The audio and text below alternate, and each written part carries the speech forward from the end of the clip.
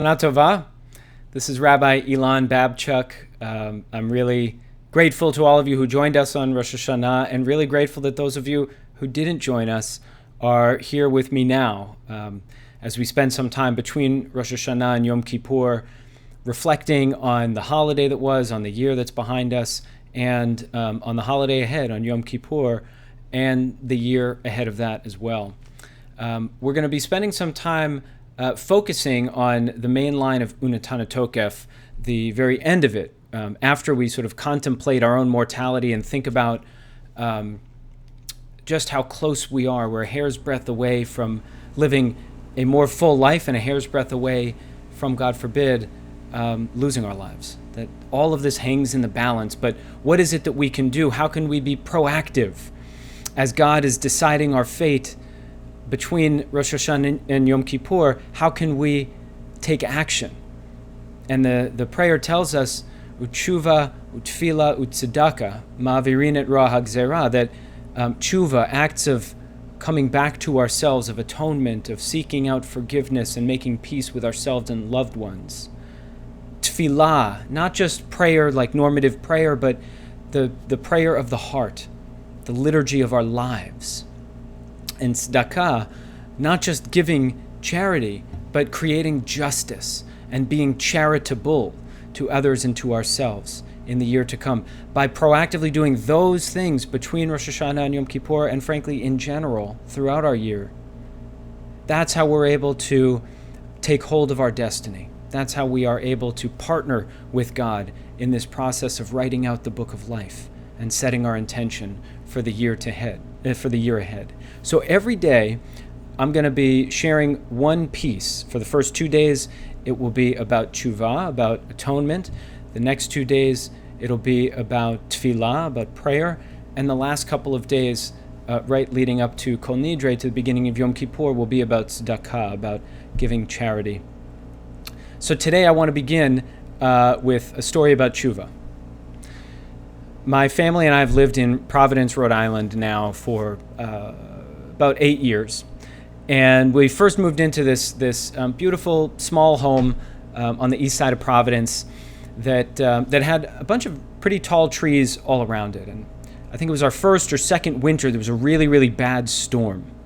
And there was a row of 4 pine trees, really old pine trees, very tall, and kind of planted too close together, so the trunks weren't really all that weren't able to kind of expand, and the roots didn't really stretch out because they were right up against a sidewalk and a curb.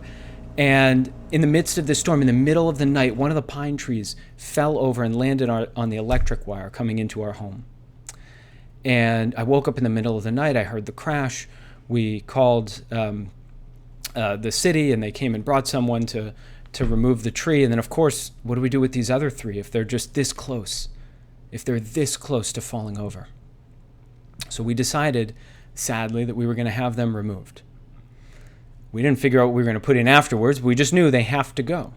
So we paid, we had them removed, and then there was this kind of large empty space right in front of our home. And it looked kind of strange because everything else was planted pretty densely, and there were beautiful trees and plants and shrubs and bushes everywhere, but not in this area. So maybe 20 square feet. About 2 months after that, when spring started to emerge, these beautiful plants started to grow kind of out of nowhere. I didn't know there were any seeds in there or anything like that. These beautiful plants started to grow. And I kind of watched them grow. I was kind of excited.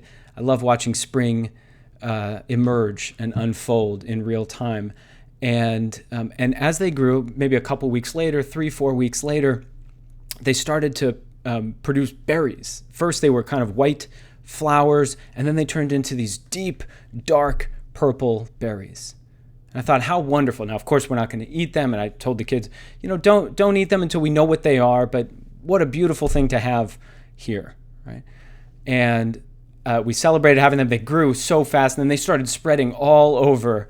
And I thought, wow, how amazing is this? It's such a beautiful plant, also is able to spread itself all around the property.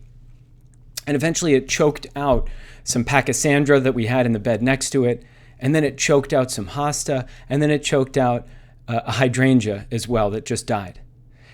And so we called up the gardener that we had, and I asked her, can you tell us a little bit about what's going on here? Like, it's a beautiful plant, and she said, oh, that's a pokeweed. And so, well, what's a pokeweed?